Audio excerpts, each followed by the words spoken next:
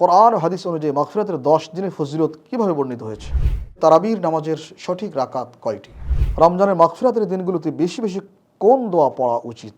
বন্ধুগণ, আপনাদের আবারও শুভেচ্ছা জানাচ্ছি, মোবারকবাদ জানাচ্ছি আমাদের সাথে থাকার জন্য।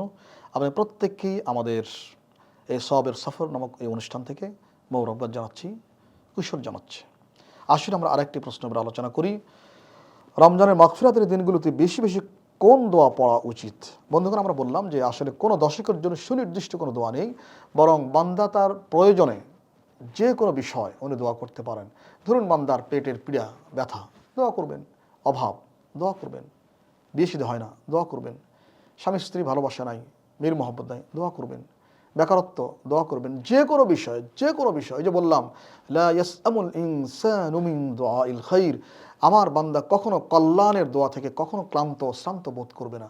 সুতরাং আমরা সারা দশকেই আমরা দোয়া করব, হোক না দিনে, হোক না রাতে, হোক না হরিষে, হোক না বিষাদে, হোক না আলোতে, হোক না আধারে, হোক না একাকিত্বে, হোক না বন্ধুমহলে, হোক না সঙ্গোপনে সন্তর্পণে, আমরা সার্বক্ষণিক আল্লাহ পাকের কাছে দোয়া করব। কারণ তিনি আমাদের দোয়া কবুল করার জন্য উনি ঘুমান না, ওনার পেশাব পায়খানা নাই, ওনার ক্লান্তি শ্রান্তি নাই, ওনার শরীর খারাপ হয় না, ওনার স্বামী স্ত্রী নাই, পারিবারিক কোনো দায়বদ্ধতা নাই। সুতরাং আমাদের দোয়া, আমাদের কথাগুলো শোনার জন্য আল্লাহ পাক খরগোশের মতো চৌকর্ণ হয়ে থাকেন। বান্দা কখন দোয়া করবে, আল্লাহ পাক তাৎক্ষণিক দোয়া কবুল করবেন। সুবহানাল্লাহ।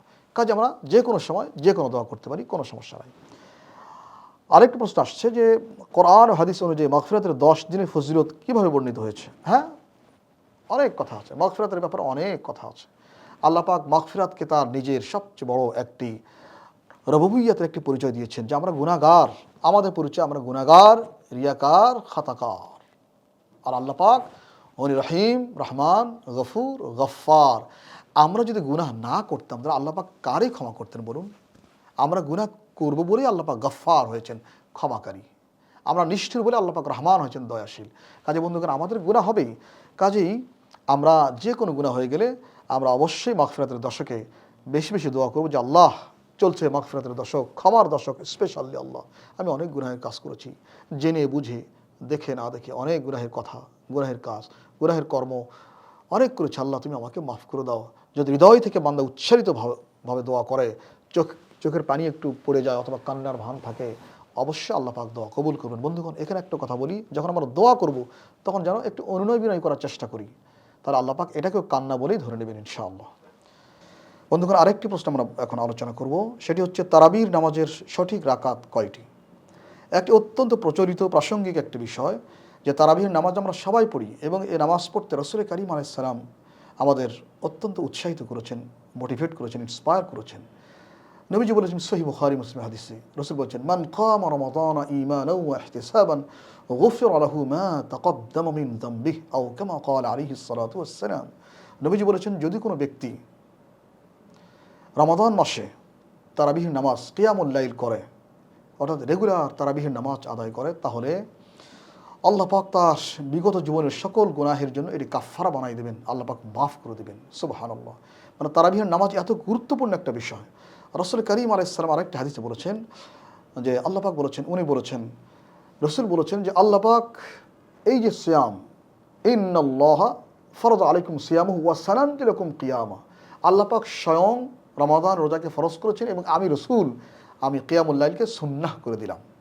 সুতরাং ফামান সামাহু ওয়া কামাহু আদখালাহুল্লাহুল জান্নাহ, যেই ব্যক্তি এক মাস রোজা পালন করবে এবং এক মাস তারাবিহের নামাজ আদায় করবে, আল্লাহ পাক তাকে জান্নাত দান করবেন। সুবহানাল্লাহ। সুতরাং অনেক ফজিলতের একটি ইবাদত হচ্ছে তারাবি। এখন কথা হচ্ছে এর রাকাত সংখ্যা কত? আসলে দুইটি মত আমরা খুবই জেনে থাকি। একটা হলো তারাবিহের নামাজ 20 রাকাত, আরেকটি হচ্ছে তারাবিহের নামাজ 8 রাকাত। তো 8 রাকাত যারা বলেন তারা একটা হাদিস আনেন, অত্যন্ত সহিহ হাদিস। তারা এটা এনে বলতে চান যে তারাবিহের নামাজ 8 রাকাত। হাদিসটি কোনটা? যেটা আমাদের আয়েশা বলেছেন, সহিহ বুখারী মুসলিম অনেক জায়গায় আসছে। আমাদের আয়েশা বলেছেন যে মা কানা নবী সাল্লাল্লাহু আলাইহি ওয়াসাল্লাম ইয়াজিদু ফি রমাদান ওয়ালা ফি গায়রিহি আলা 11 রাকা। রমাদান হোক এবং রমাদানের বাইরে হোক, রাসূল কারীম আলাইহিস সালাম রাতের নামাজ কখনো 11 রাকাতের বেশি পড়তেন না। রাতের নামাজ কখনো 11 রাকাতের বেশি পড়তেন না। তো রমাদান হোক এবং রমাদানের বাইরে হোক, তারা বলতে চান এই হচ্ছে হাদিসটা দলিল তারাবিহের জন্য। তারা মনে করেন এটা রমজান মাসের জন্য যে 11 রাকাত যেহেতু বলা হচ্ছে, তো 3 রাকাত বিতির যদি বাদ দেওয়া হয় তাহলে 8 রাকাত থাকে, এই 8 রাকাত তারা তারাবিহ মনে করতে চান। আমরা বলতে চাই না, এইভাবে দলিল গ্রহণ করা এই হাদিস থেকে সঠিক না।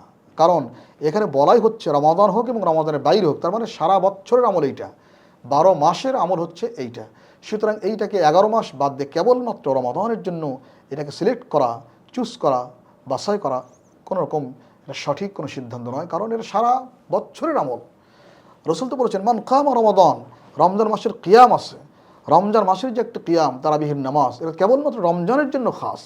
আর ওই হাদিসে বলা হচ্ছে সারা বছরের জন্য, যে কোনো রাতের জন্য। কাজে আমরা বলি ওই হাদিস হলো তাহাজ্জুদের জন্য দলিল, অর্থাৎ রসুল করিম আলাইহিস সালাম প্রায় ক্ষেত্রে উনি রাতের নামাজ 11 রাকাত পড়তেন, 3 রাকাত বিতির পড়তেন এবং 8 রাকাত পড়তেন তাহাজ্জুদের নামাজ। সেই ক্ষেত্রে সেটা সঠিক আছে। ইমাম বুখারী এই হাদিস থেকে এই জন্য তাহাজ্জুদের অধ্যায়ও উল্লেখ করেছেন। কাজেই আমরা বলি সে হাদিস নিয়ে তারাবিহের নামাজ 8 রাকাত জ্ঞান করার কোনো সুযোগ নেই। আর আমরা যারা বলি তারাবিহের নামাজ 20 রাকাত, এই 20 রাকাতের জামাত কায়েম করেছিলেন খলিফাতুল মুসলিমিন হযরত ওমর ইবনুল খাত্তাব রাদিয়াল্লাহু তাআলা আনহু। অসংখ্য সাহাবায়ে কেরামের সিদ্ধান্তের মাধ্যমে, অসংখ্য সাহাবায়ে কেরামের উপস্থিতিতে যখন তিনি বললেন লাউ জামাতু আলা কারিন, আমার মনে হয় যদি একজন ইমামের পিছনে সবাইকে দাঁড় করিয়ে দেই এবং সবাই জামাতে যদি নামাজ পড়তো তাহলে মনে হয় ভালো হতো। প্রত্যেক সাহাবী তার এই সিদ্ধান্তকে অনার করলেন, সমর্থন করলেন, রিসিভ করলেন যে এটা ভালো হয়, আপনি করে ফেলুন। সুতরাং তিনি জামাত কায়েম করলেন, 20 রাকাতের জামাত কায়েম করলেন। জামাত কায়েম করে পুরুষের জন্য ইমাম বানালেন উবাই ইবনে কাব, সাহাবীদের মধ্যে সবচেয়ে বড় কারি, সবচেয়ে বড় হাফেজ, সবচেয়ে বড় মুফাসসির এবং মুহাদ্দিস মুফতি উবাই ইবনে কাব রাদিয়াল্লাহু তাআলা আনহুকে উনি ইমাম বানালেন পুরুষদের জন্য। আর মেয়েদের একটি ভিন্ন জামাত করলেন, সেখানে বানালেন তামিম আদ-দারিকে ইমাম বানালেন। সুতরাং সেই জামাত কায়েম করলেন, সেই জামাত 20 রাকাত কায়েম করেছিলেন। কেন 20 রাকাত কায়েম করেছিলেন? রাসূল করিম আলাইহিস সালাম তার জীবনে যে অনেক নামাজ পড়েছেন রমজান মাসে, উনি মাঝে মধ্যে কোনো দিন 20 রাকাত উনি নামাজ পড়তেন। যেমন মুসান্নাফ ইবনে আবি শাইবাতে আসছে, সহিহ আব্দুর রাজ্জাকে আসছে, রাসূল সাল্লাল্লাহু আলাইহি ওয়াসাল্লাম রমজানের কোনো রাত্রে 20 রাকাত পড়তেন। এই যে 20 রাকাত একটা ব্যালেন্স নামাজ, 8-এর চেয়ে একটু বেশি, আবার 36-40-এর চেয়ে একটু কম। সুতরাং সবার জন্য সহনীয় একটি যে ইবাদত 20 রাকাত, এই জন্য তিনি 20 রাকাত করেছেন এবং হাদিসও প্রমাণিত আছে। এই জন্য আমরা এই নামাজকে 20 রাকাত জ্ঞান করি এবং তারাবিহের সঠিক রাকাত 20 রাকাত। এই 20 রাকাতের ব্যাপারে ইমাম আযম আবু হানিফা রাহিমাহুল্লাহ, ইমাম মালিক, ইমাম শাফিঈ, ইমাম আহমদ বিন হাম্বল, ইমাম ইবনে তাইমিয়া, তারা সবাই কিন্তু বলেছেন তারাবিহের নামাজ 20 রাকাত। এবং ইমাম শাফিঈ বলেছেন যে আমি জন্মের পর থেকেই দেখি আমাদের এলাকা, তার মানে মক্কা মুকাররমাতে, উনি দেখেন মদিনায় দেখেন তারাবিহের নামাজ 20 রাকাত। কাজেই আবহমান কাল থেকে চলে আসছে তারাবিহের নামাজ 20 রাকাত এবং শরীয়ত দ্বারা সমর্থিত। আর বন্ধুগণ, একটি জিনিস তো বটেই যে একটি হাদিস আসছে, রাসূল সাল্লাল্লাহু আলাইহি ওয়াসাল্লাম বলেছেন মান তাকাররাবা ফীহি বিখাসলাতিন মিনাল খায়র কানা কামান আদ্দা ফরিদাতান ফীমা সিওয়া। যে ব্যক্তি রমাদান মাসে একটি সুন্নাহ অথবা একটি নফল আমল করলো, সে যেন অন্য মাসের একটি ফরজ ইবাদত করলো। কাজেই যদি আমরা 8 রাকাতের চেয়ে 20 রাকাত পড়ি, 12 রাকাত বেশি নামাজ পড়ি, তাহলে অন্য মাসে 12 রাকাত ফরজ নামাজ পড়লে যতটুকু সওয়াব পাওয়া যাইতো, আমরা রমাদান মাসে যদি 12 রাকাত বেশি পড়ি তাহলে আমরা এতটুকু সওয়াব পেতে পারি। তাহলে কেন আমরা মানুষকে আমল থেকে ফিরাই? কেন মানুষের আমলকে কমাতে চাই আমরা?